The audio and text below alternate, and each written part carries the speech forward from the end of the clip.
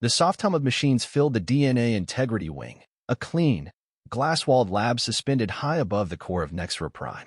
It was always silent there, silent like a tomb. Cold lights glowed from above, giving everything a faint blue tint. Kale Dre sat alone at his work terminal, his fingers tapping the console as genetic sequences flickered across the screen. He had done this 100 times before, run DNA scans on high-ranking officials to ensure no mutations or unauthorized sequences had slipped past the genome filters. Nexra's peace depended on it. Or so he had been told. Today's scan was routine. Another council update. The subject was Council Leader Virex, the oldest and most powerful genomorph in the galaxy. His DNA had been checked many times before. Kale expected a clean report, flawless as always. But then, something strange happened. A red alert flashed across his screen. Anomaly detected. Kale leaned forward. His eyes narrowed. The machine had isolated a genetic strand, an ancient one. Something forbidden. Something human. He froze. It had to be an error. He ran a secondary scan. The same result appeared. Then he pulled up the full sequence, isolating the anomaly. It wasn't just a fragment, it was a complete chain, perfectly preserved. No mutations. A human genome, embedded deep within Virex's core code. Kale's chest tightened. He wasn't supposed to see this. Human DNA was illegal, banned for centuries after the Purge. After the last wars, the Council had declared the species extinct and erased all traces from the record. Possession of human DNA, even in code, was a crime. A threat to the purity of genomorph society. He sat back slowly, his mind racing. Why would Virex have this? He whispered. There was no answer. Just the quiet, steady hum of machines. Kale checked the data logs. This anomaly had been masked, deliberately hidden under layers of encryption. The masking code was old, older than any system he'd seen. Someone had gone to great lengths to bury the truth. His heart pounded. He looked over his shoulder, even though he was alone. The walls had eyes in Nexra. Everything was recorded. Every breath, every keystroke. He copied the DNA segment into a private data node, encrypted it with a passcode only he would know, and buried it under decoy files labeled System Maintenance Reports. He knew it wasn't safe, but he couldn't delete it. Not yet. He needed to know more. Maybe it was a glitch. A leftover sequence from before the Purge. Maybe Virex had inherited it unknowingly. Or maybe the truth was bigger than anyone suspected. Kale's eyes returned to the glowing strand on the screen. Human DNA. Clean. Active. Functional. It didn't make sense. Unless the Council had lied. Unless humans were never truly gone. Unless... He stood up and shut off the console. The lab lights dimmed slightly as the system powered down. Kale didn't take the elevator. He walked down the long, empty stairwell, step by step, trying to calm the storm building in his mind. Something was wrong with everything he'd ever believed, and he had just touched the edge of it. Kale couldn't sleep that night. The image of the human DNA strand burned in his mind. He kept replaying the moment the anomaly flashed across the screen, questioning if he'd imagined it. But he hadn't. He knew what he saw. It was real, and that meant everything he had ever been taught was a lie. The next morning, Kale arrived early at the lab. The city of Nexra Prime was waking up around him, bright, orderly, artificial. Flying transports buzzed in clean patterns above the glowing towers. Machines cleaned the streets below.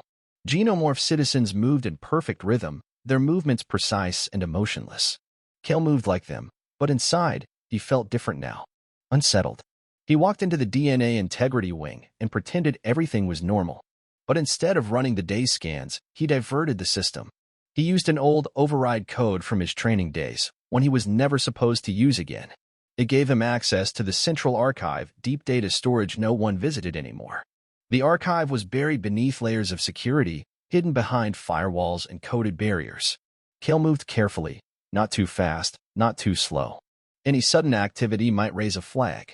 He filtered through generations of genetic data, searching for any trace of the anomaly he had found. Then he saw something. A file marked GTP-010X. It was old, almost 300 years, buried under a false project title, Agricultural Genome Study.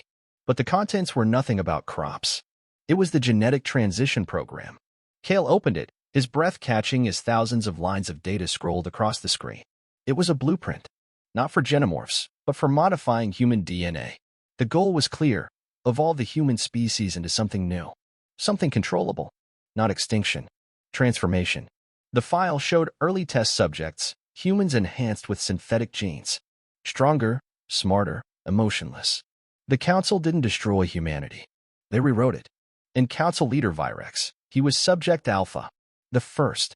Kale's hands trembled as he saved the file into his encrypted node, alongside the DNA strand.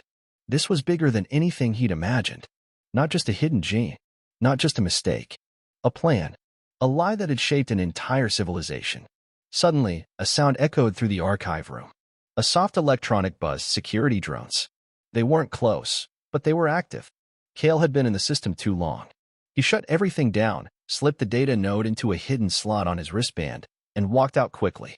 On the surface, he stayed calm. But inside, his thoughts raced. He couldn't do this alone.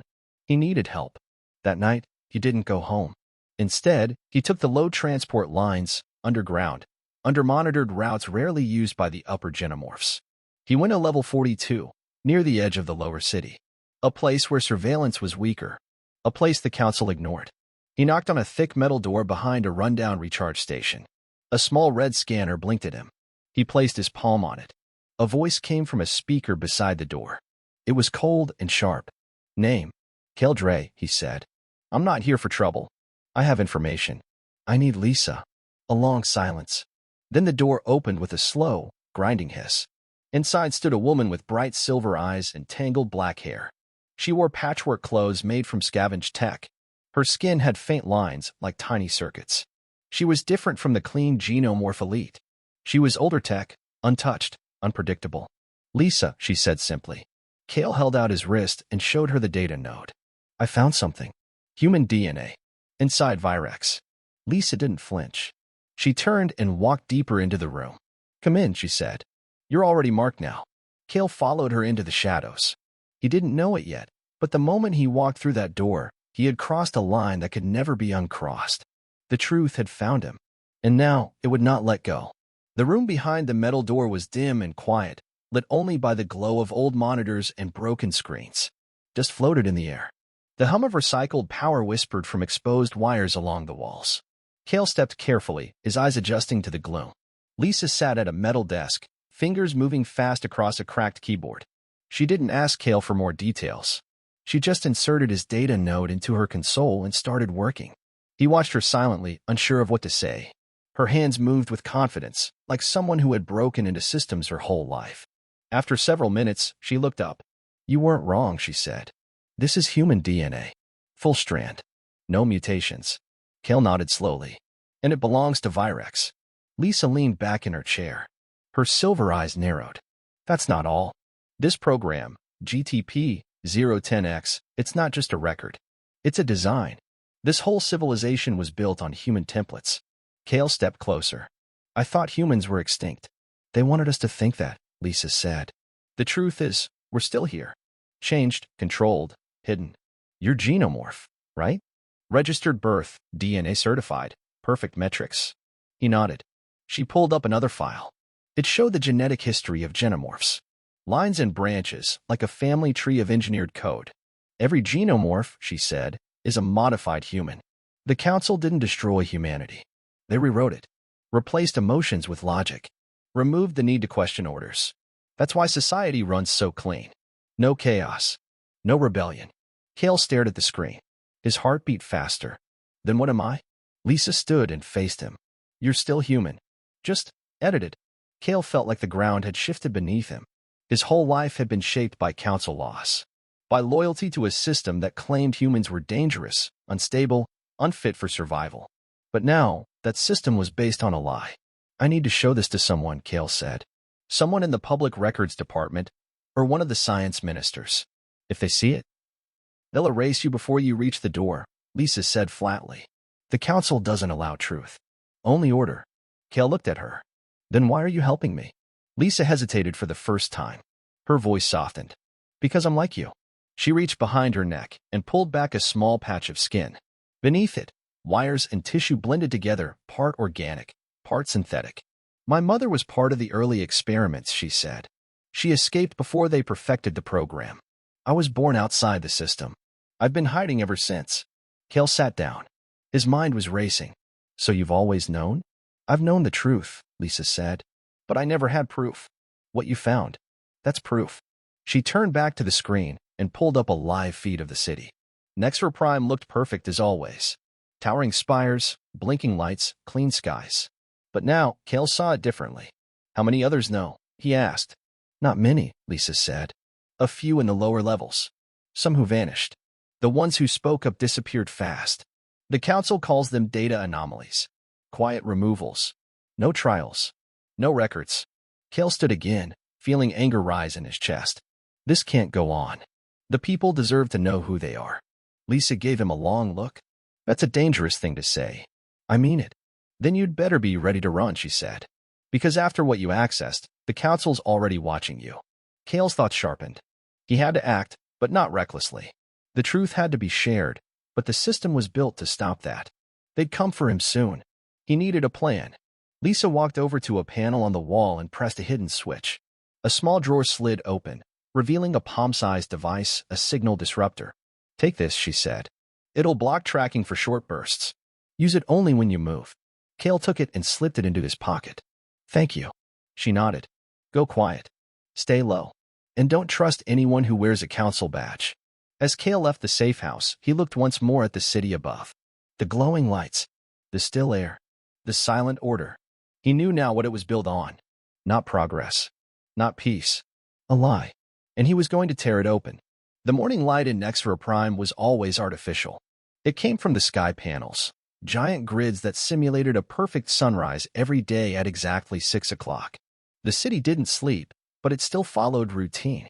Predictability was peace. That's what the council preached. But today, for Kaldre, routine was gone. He stayed hidden in a storage unit in the lower levels, a cold, narrow room lined with old transport parts and abandoned tech. He hadn't gone home. He hadn't even tried. Lisa had warned him. Once the system detected his activity in the archives, his clearance would be revoked. The council would come looking. And they did. By midday, a silent alert echoed through the council's internal system. Code red, data breach detected.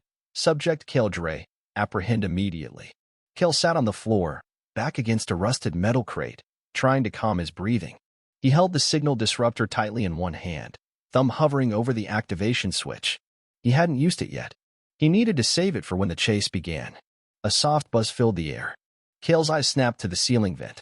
A surveillance drone hovered just outside the unit, its red scanner light slowly sweeping across the row of doors. It paused near his. He held his breath. The drone made a small clicking noise, then drifted away. Kale waited a full minute before moving. He pressed the disruptor, and a faint pulse of static shimmered around him. No tracking, no audio capture for 90 seconds. He ran. Through tight maintenance corridors and side halls, Kale weaved through Nexra's lower zones. Pipes hissed above him. Rusted support beams creaked under pressure.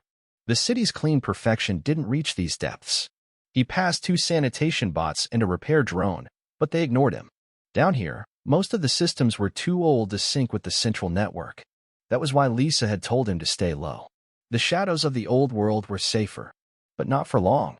As he rounded a corner, a sharp beam of light hit him, followed by a robotic voice. Subject Kaldre. Halt. Council enforcement units. 2 of them. Tall, silver-plated. Human-shaped, but without emotion.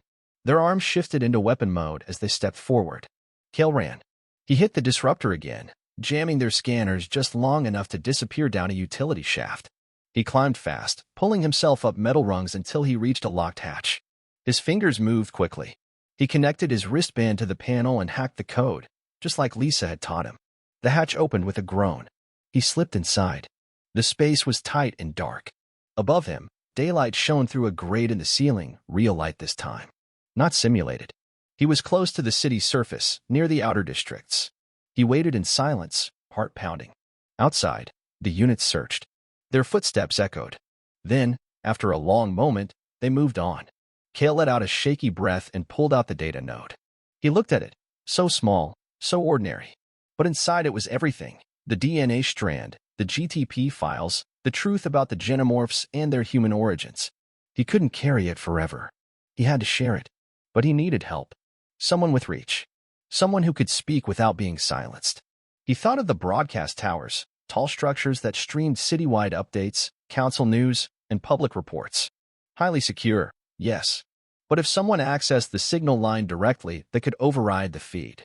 Lisa had told him it was possible. He had to reach her again. That night, Cale found his way back to the edge of level 42. The recharge station looked empty, but he knew the entrance. He knocked 3 times, paused, then knocked once more. No answer. He tried again. Still nothing. Then a soft voice behind him. "You're lucky you made it." Cale turned.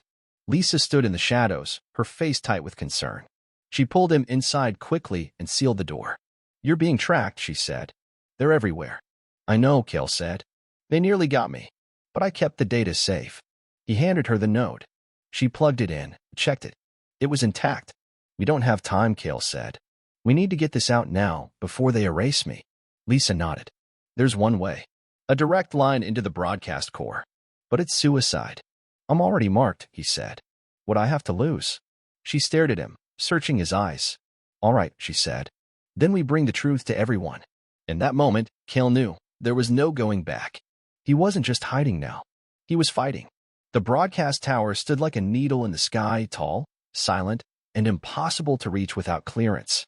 It was one of 5 across Nexra Prime, each wired directly into the city's central feed. The council used it to control news, updates, and official orders. Nothing ever aired without approval. But tonight, Cale Dre was going to change that. He moved through the night shadows with Lisa beside him. They both wore cloaks lined with signal-blocking mesh. Lisa carried a transmitter rig strapped across her back, patched together from old military tech and civilian scraps. It hummed faintly with stored energy. "Are you sure this will work?" Cale whispered. "No," Lisa said. "But it's our best chance." They entered the tower's underground utility access, a narrow tunnel hidden beneath a disused maintenance hatch near the base. Years ago, Lisa had mapped it when she hacked the building's outer perimeter. It wasn't protected like the upper levels. The council thought no one could get this close without being seen. That assumption was about to cost them. Inside, the walls were tight and the air was warm. Cale followed Lisa through the tunnel, ducking beneath low pipes and stepping over live cables. After 10 minutes, they reached a sealed panel. "This is it," Lisa said. "Behind this is the access shaft. It leads straight to the core room." Cale nodded. "Let's do it." Lisa pried the panel open with a magnetic tool, and they slipped inside the vertical shaft. They climbed quietly, hand over hand, for several floors. Finally, they stopped at a narrow side vent. Through it, they could see the broadcast core circular, glowing, and full of spinning data columns. One console controlled the live stream. It was rarely used. Most updates were preloaded and automated. Cale took a deep breath. "No guards. Only drones," Lisa replied. "But I jammed their local signal for 90 seconds. That's all I'll need." She handed him the data node. "Plug it in. Say what you need to say. Then run." Cale gave her a nod, pushed the vent open, and dropped down into the core. The room was colder than he expected. The floor glowed beneath his boots. Screens hovered in the air, waiting for commands. He moved quickly, knowing every second counted. He reached the console and inserted the data node. The system resisted him at first. Then, the override Lisa had built kicked in. The node bypassed the council encryption, unlocking a live feed connection to every screen in Nexra. Every tower, every home, every street. Cale stared into the console camera. A red light blinked on. He was live. "Citizens of Nexra," he said, voice steady but firm. "My name is Cale Dre. I work in the DNA Integrity Wing. I followed the rules. I trusted the system. But now I know the truth. And so should you." He paused, then tapped a command. A file opened behind him on the screen, a rotating image of DNA. "This is human DNA," he said. "Pure, unmodified. Banned by the council. They told us it was dangerous, that it was gone forever. But it's not." He brought up a second file, Council Leader Virex's genome, with the human strand highlighted. "This belongs to Virex. Your leader. The one who says humans were erased. He carries their blood. Because he is one." Across Nexra, people watched in silence. In towers. In labs. In classrooms. Genomorphs paused their perfect routines. They stared at the screen, their glowing eyes wide with confusion and disbelief. "The council lied," Cale continued. "They didn't destroy humans. They became them. And they've been hiding the truth for centuries. You deserve to know who you are, where you come from, what they've done to your history." The broadcast flickered. Suddenly, alarms rang out across the tower. The drones were reactivating. The 90 seconds were up. Cale looked into the camera one last time. You are not machines. You are not tools. You are the legacy of a people they tried to erase. But the truth is alive. And it begins now. The feed cut. Kale pulled the node free and turned to run. But it was too late. Council leader Virex stood at the doorway, flanked by two tall guards.